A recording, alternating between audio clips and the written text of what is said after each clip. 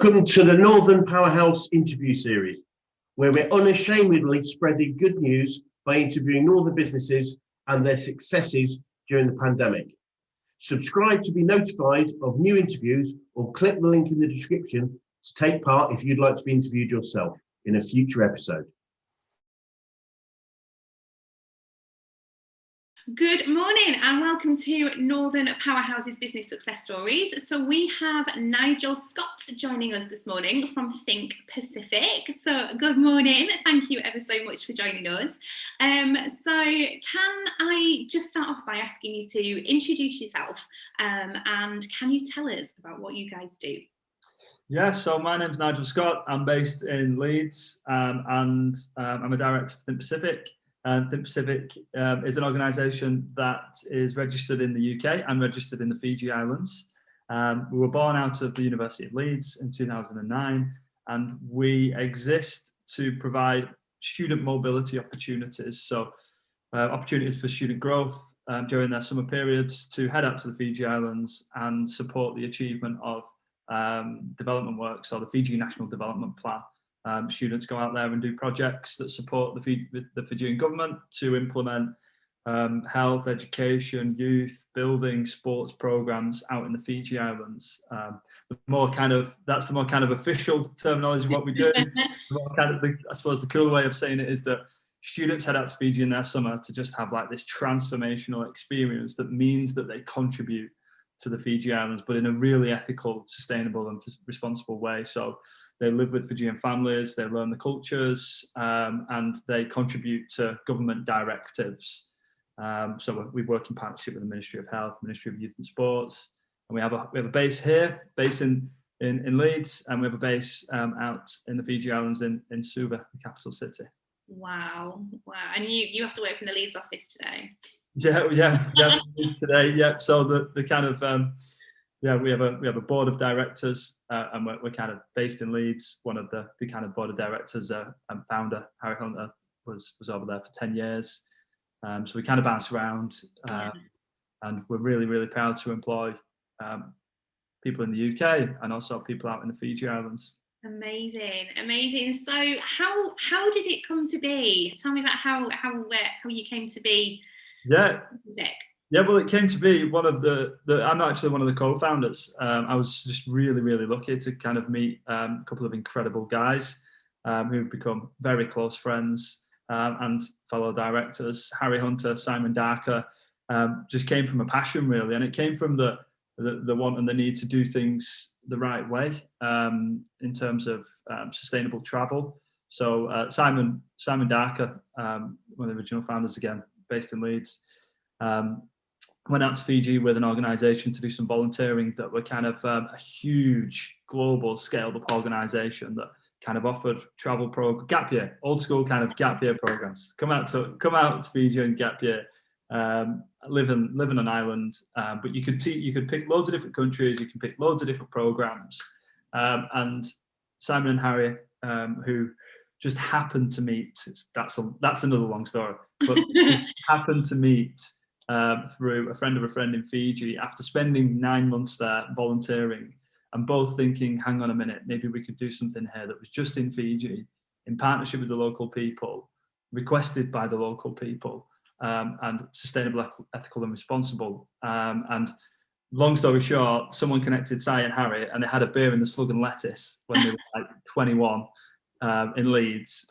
And I got involved probably, I think it was maybe about a year and a half after, 2 years after things launched, after graduating out of Leeds Beckett, having a chat with Simon. Next thing you know, I was living in Fiji for 3 years. Wow. And we've kind of scaled TP, what we call TP, from what was very much just it was like a baby gap year organisation to now an organisation that works with universities across the world, ranging from Leeds University to Harvard to Deakin University in Australia, to support their international strategies. So it all started with Simon Darker going out on a gap year program and Harry Hunter going out on a gap year program, and then thinking, hang on, maybe we could do something that was a little bit more sustainable and with a longer term plan and laser focused into Fiji. And here we are now. Wow, it's so cool, so cool. Yeah. So, I mean, tell me, I guess if we go back a year, so everything's been going really well for you guys. You've been growing, you're doing fabulous things, and then we wake up and it's last March. Yeah. How have things been over the last year? How has it affected you guys and travel and what you do? Yeah. Well, I think the language around kind of growing, I wouldn't say we've been growing. We've just kind of been, I think we've managed to survive and and pivot is probably a better, our opinion, our view of it is, because we're being a travel organisation, it's just one of the worst, I suppose, sectors to be in during COVID. So unfortunately, we've noticed and we've seen a couple of our kind of friends in the area, because they're less so competitors, because they're doing, people that are doing great stuff like us, but laser focused into certain countries. Unfortunately, others have fallen by the wayside, and we've not. So that's the success really, is that we're here, things are going well. We managed to kind of pivot from travel programs to providing student online virtual programs, and we set up, we've got like an amazing team that are just running that and doing that themselves. So for us, yeah, the I suppose the outcome of being able to kind of pivot and being a small organization that can just change quickly, implement things quickly, has seen that we're now going to be set to, hopefully, with Fiji's just interesting conversation. Fiji's just had its first vaccination literally today. Wow. So we've had a year of just, let's put this virtual program together and let's survive and, hopefully get to a place where we can thrive. And with Fiji having its first vaccination today, the end is near. We can see the light at the end of the tunnel. And now, what we'll do, we'll bring back our travel team, and and we have our virtual team. She wants some attention.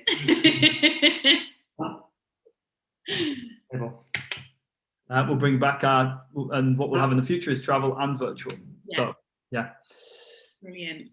So how has it been for the team? How have they coped kind of with the changes that have been going on and the adaptations that you've needed to make over the last year? How's it affected those guys?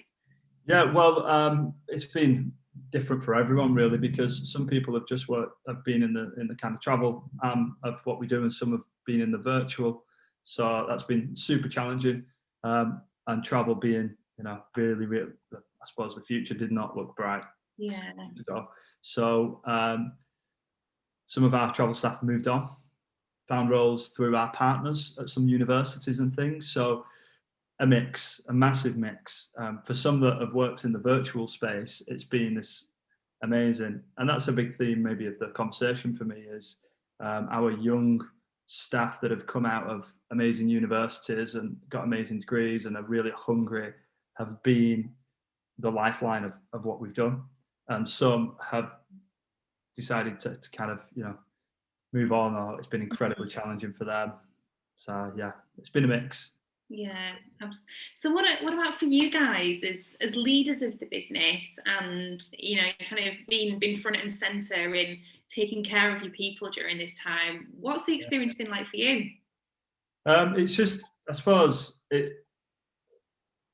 we've tried to, and hopefully we've just lived by the values of the organisation. I think we've always wanted to be a small and personable organisation. We've never wanted, from beginning to just focusing on Fiji, we wanted a small, personable community, which means staff that we care about, that are passionate about what we do and our vision, our mission, our values. So hopefully by having their values and having that organisation, what it's meant is that we've had a lot of care. We have a lot of care for every single person that joins the program, never mind the team. And the team are more important than the customers, because the values that we instill in our team then are passed on to the customers. So for us, I think we've just tried to just take a really personable approach, lengthy, long, personable chats with everyone to make sure, understand how they're feeling, what's going on outside of the working world, what they need, how we can best support them. So we've just taken like a real one-to-one caring approach, really, and that's how we've dealt with it. But that's because we're super small, and you know, I think if it was a huge organisation, that'd be a lot more challenging. I think we had a team of, you know, six or eight. It was when it was up to 8 when COVID came. So yeah, just really constant check-ins and constant support for people is key, and has been key for us, which seems to have worked. Brilliant. And I guess now off the back of today, with the vaccinations been launched in Fiji, how's everyone feeling? It's not really, it's only just been kind of bounced around in WhatsApp groups in senior management. So it's not really, we've not had a big discussion yet. It's very, very new information. So I think it just means we can start to look towards, I think, maybe summer 2022 for our kind of summer student programs, with maybe and hopefully some kind of certainty, but we're still waiting for more information from the Fijian government.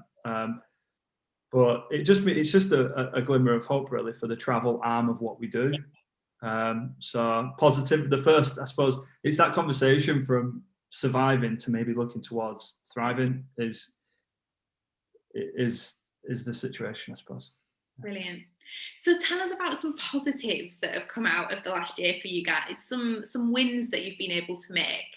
Yeah, positive. So we've kind of truly embraced the virtual world, the remote working world, the belief and support of kind of young, ambitious, driven staff members to kind of fulfill the potential, and they've had to, because we've pieced together a virtual internship upon request from a university, where students who were due to go out to Fiji couldn't go out to Fiji. So part of why they do the program is to support their career development, as well as contribute.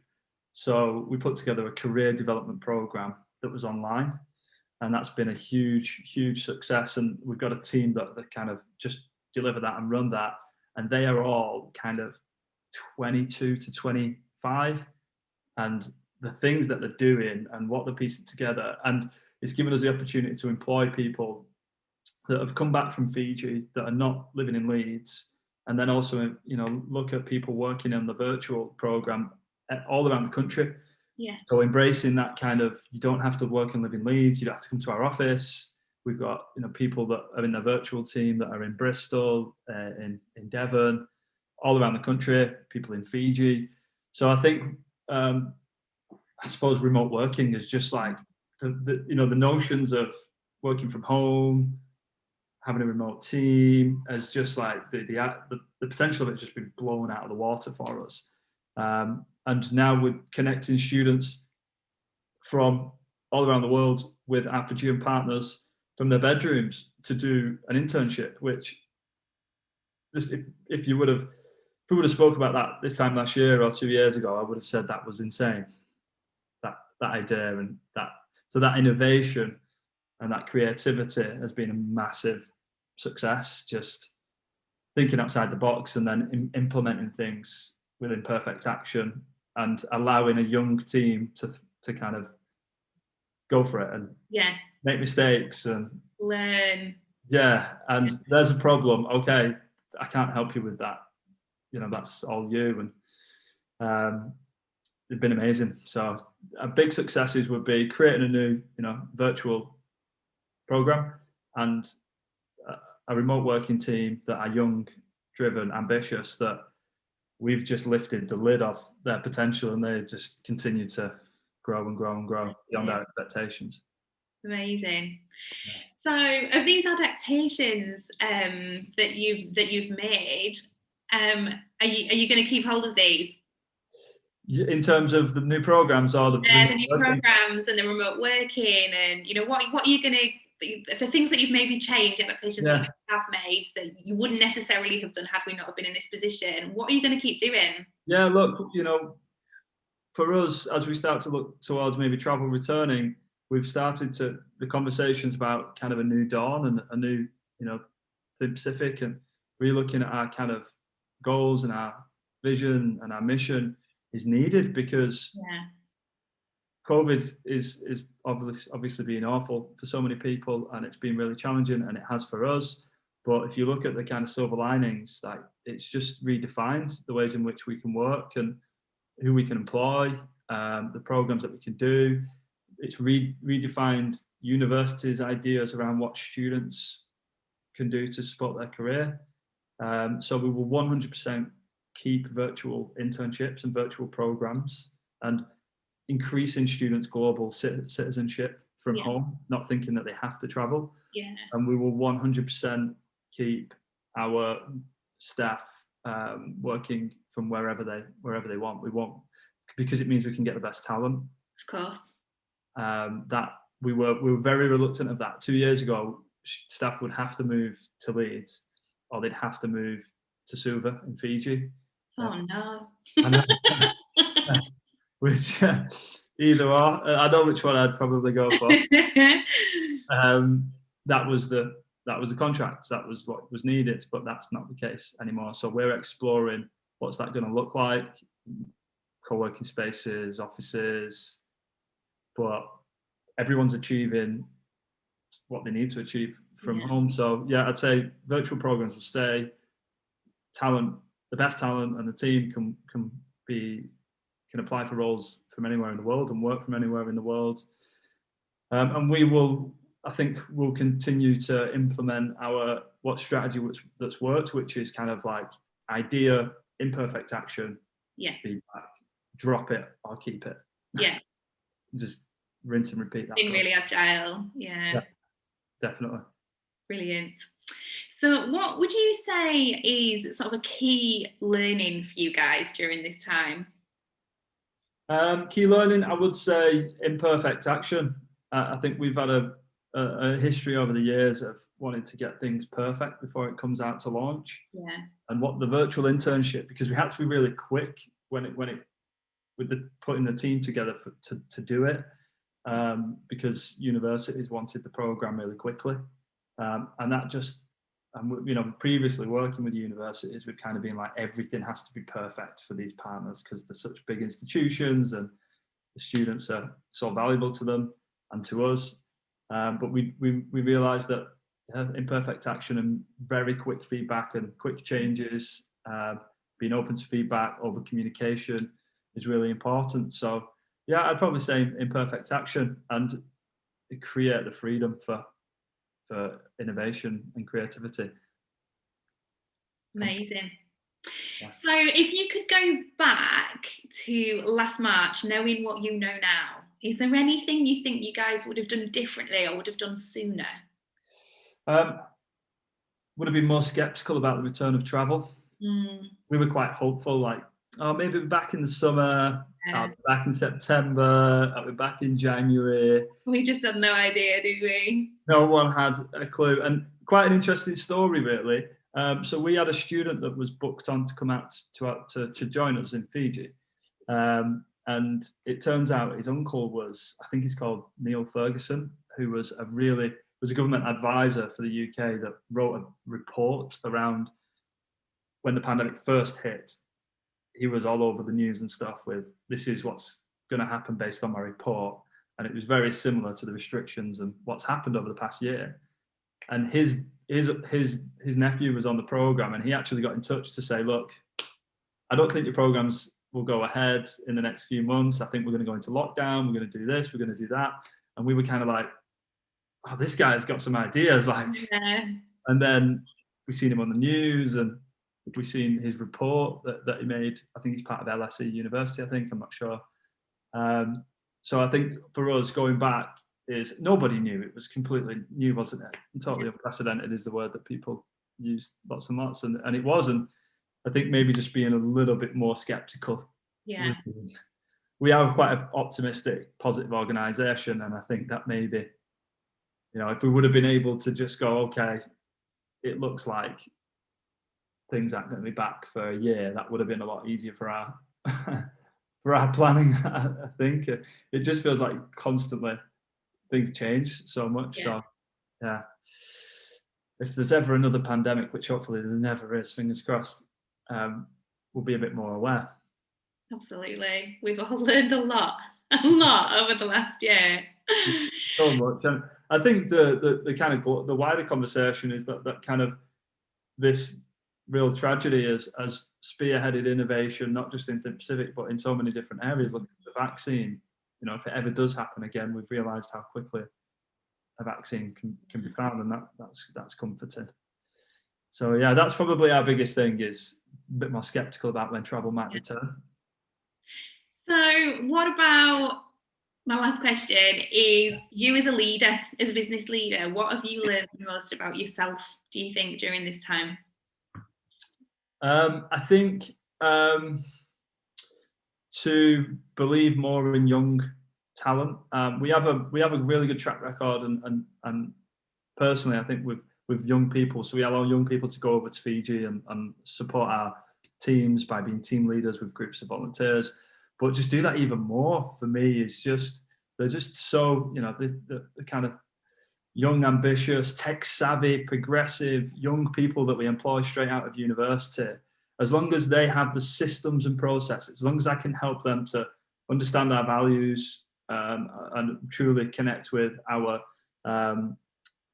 mission, but also our customers, and have the systems and processes. So have the right mindset and have the right systems and processes, they can literally achieve anything.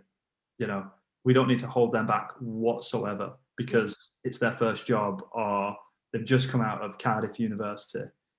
That is the biggest thing I've learned. I think what we've done previously is we'll just slowly nurture them over a period of 18 months, 2 years. But as a leader, if I can make sure that the attitudes and the mindset is correct, and make sure that everything is in place for them, you know, across softwares or across strategies and teams, go do your thing and be okay with making a few mistakes, because you're not going to break. Think Pacific, like, you know, as long as you've got the right thinking and the right structure, and bring on more, like take on as many young, amazing people as we can. So yeah, that's probably the biggest thing around my leadership is, and I think it's something maybe a lot of people, business leaders maybe sometimes struggle with, is letting stuff go. Yeah. But yeah, that's probably the one for me. Amazing. Well, listen, Nigel, it's been so cool to speak to you guys. It really has. Really appreciate it. You know, just what you guys have been doing and what you continue to do. It's really cool. It's so cool to talk about. But listen, we really do appreciate your time and sharing your story and your experiences. And it'll be great to speak to you again soon. So thank you so much. More than welcome. Really appreciate it. Thank you for reaching out. We love trying to add as much value as we can. We might be based in Fiji and the UK, but Leeds is our kind of half the home of Think Pacific. So we're trying to, you know, integrate as much as we can into the business community and offer as much support as we can. We can't offer as much support as others, but if anyone does want to come out to Fiji or experience a kind of life-changing couple of months or 4 weeks, then get in touch. I'll give you a call in 2 minutes. Feel free. Thank you so much, Nigel. Really appreciate it. We'll speak to you soon. Thank you very much. Take care. Thank you. Bye. Thanks for watching. What was your takeaway from today's interview? Please post it in the comments below and subscribe for all our upcoming videos, or click for the next video here.